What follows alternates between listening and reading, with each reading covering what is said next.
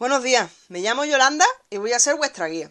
Nos encontramos en la ciudad del Santo Reino, concretamente a los pies de la Santa Iglesia Catedral de la Asunción de la Virgen en Jaén.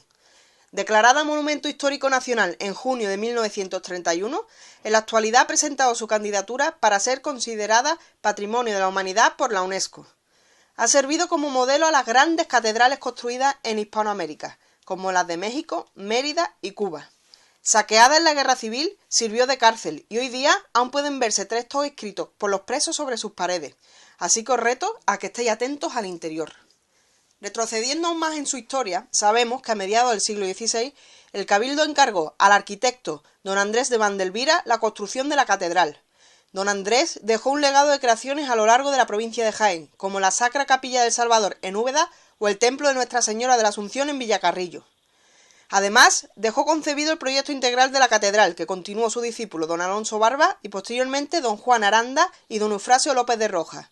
La construcción se realizó de forma no continuada entre 1570 y 1802, ocupando en total una superficie de 3.000 metros cuadrados. Las piedras que se utilizaron en su construcción se trajeron desde una cantera, llamada el Mercadillo, en el término municipal de La Guardia. Era de características calizas, de mucha dureza y difícil trabajo, lo que permitió un estado satisfactorio y que a día de hoy no padezca el mal de piedra, como sí lo está padeciendo, por ejemplo, la Catedral de Sevilla. La fachada, enmarcada por dos torres gemelas, fue construida por el arquitecto don Eufrasio López Rojas y el programa escultórico desarrollado por don Pedro Roldán. Está precedida por una lonja rectangular cerrada con una verja de hierro forjado, según diseño de don Manuel Martínez Rodríguez. La puerta principal, situada en el centro de la fachada, es la denominada Puerta del Perdón. Solo se abre en ocasiones especiales y en los jubileos. También en casos excepcionales, como sucedió en la Navidad del año 1821, cuando el viento causó desastres en la ciudad. A su derecha se encuentra la Puerta de los Fieles y a su izquierda la Puerta del Clero.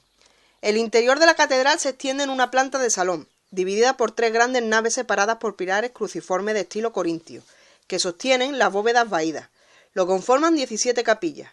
Sobresale la de San Fernando, en cuyo interior se venera a nuestro Padre Jesús Nazareno, la imagen que más devoción despierta entre los jienenses, conocida popularmente como el Abuelo.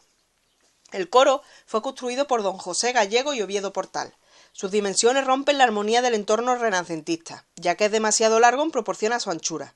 Bajo su suelo están enterrados muchos de los obispos fallecidos, así como otros canónigos destacados. La sillería del coro tiene dos partes diferenciadas. La más reducida en número se le denomina los bancos de los caballeros o sillería baja, destinada a las autoridades de la ciudad, y la más numerosa y ostentosa, sillería alta, o de los canónigos. El órgano, inserto en estructura barroca, es obra de don José García y de don Manuel López. El trascoro, frente a la Puerta del Perdón, es donde suele producirse en ocasiones la ceremonia del besapié de nuestro Padre Jesús Nazareno. La sala capitular o capilla de San Pedro de Osma, de planta rectangular y bóveda de cañón, tiene frente a su entrada el retablo de Pedro Machuca, discípulo de Miguel Ángel. Sobre el retablo se muestra un paño en el que los viernes puede verse el Santo Rostro, por lo que hoy podremos verlo. No se sabe ciertamente ni cuándo llegó, aunque tuvo que ser después de 1368, ni el motivo por el cual llegó, aunque se barajan varias posibilidades, entre ellas que fue un regalo del Papa Gregorio XI al obispo don Nicolás Viedma, como pago de ciertos favores, o que era una costumbre papal que consistía en mandar este tipo de reliquias a lugares limítrofes con territorio del Islam para la defensa de los cristianos. El altar mayor se erige en el centro del presbítero, bordeado por 4 ángeles que guardan el tabernáculo, obra de don Pedro Arnal. Desde la antisacristía se accede a la sacristía, que servía como vestidor del obispo y de los celebrantes de los santos oficios. En su subsuelo se encuentra el panteón de los canónigos, que acoge el Museo Catedralicio. En el siglo XVIII se construyó el Sagrario, un proyecto neoclásico firmado por el arquitecto Ventura Rodríguez. Terminó de construirse en 1764, cuando se construyó una iglesia anexa que servía de parroquia conocida como la Iglesia del Sagrario. Sus constructores tuvieron que enfrentarse a la dificultad que planteó el desnivel del suelo, modificado por el terremoto de Lisboa de 1755. La capilla se ordenó edificar con el propósito de permitir a los fieles la adoración del sagrario, que se guarda en ella. Se concibió distribuida en 3 ámbitos: la sacristía, en cuyo altar se guarda la Santa Forma, la iglesia y el pórtico. Hasta aquí la Catedral de Jaén. Gracias por vuestra atención. Espero que os llevéis esta ciudad y su catedral en el corazón. Un saludo.